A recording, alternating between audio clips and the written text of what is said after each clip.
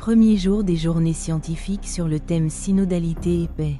Je suis venu ici au Théologicum pour des conférences en raison des journées scientifiques ayant pour thème principal synodalité et paix.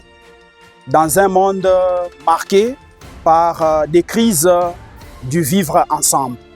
Et mes attentes sont multiples. Mais alors, j'attends quelque chose de plus comme des voies de sortie des crises du vivre ensemble. Cela constitue l'une de mes attentes. Donc, entendre au cours de toutes les conférences les voies de sortie des crises du vivre ensemble. Et déjà, les différents thèmes des conférences marquent cela et je serai heureux de trouver les pistes de solutions pour un vivre ensemble cohérent.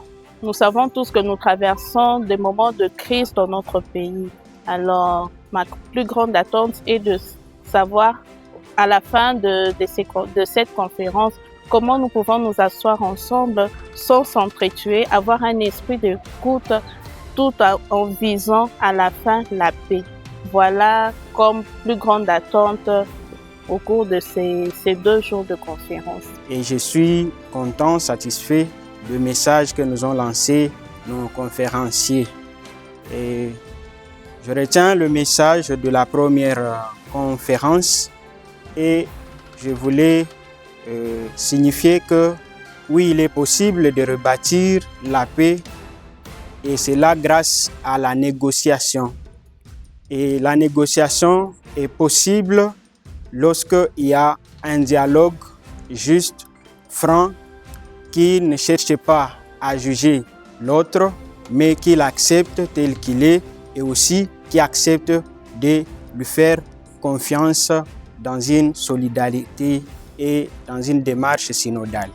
Alors, la question de leadership, vous devez savoir que d'abord le leadership peut être inné ou ça peut s'apprendre. Alors, le vivre ensemble qui doit provenir du leadership, on doit d'abord avoir des leaders formateurs.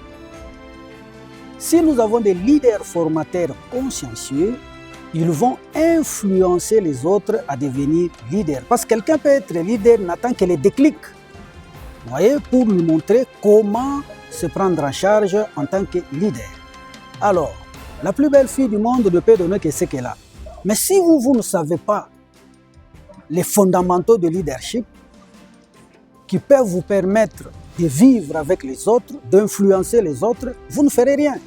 Voilà pourquoi les leaders formateurs doivent être là et doivent former dans toutes les structures que nous avons, les églises, l'école, l'université, partout où nous nous retrouvons, les leaders formateurs doivent former les autres pour que les autres se rendent compte qu'ils ont les capacités de leadership et en développant ces capacités, ils vont développer le vivre ensemble et de fil en aiguille, ce vivre ensemble va se répandre comme une tache d'huile et que nous allons le vivre en pratique.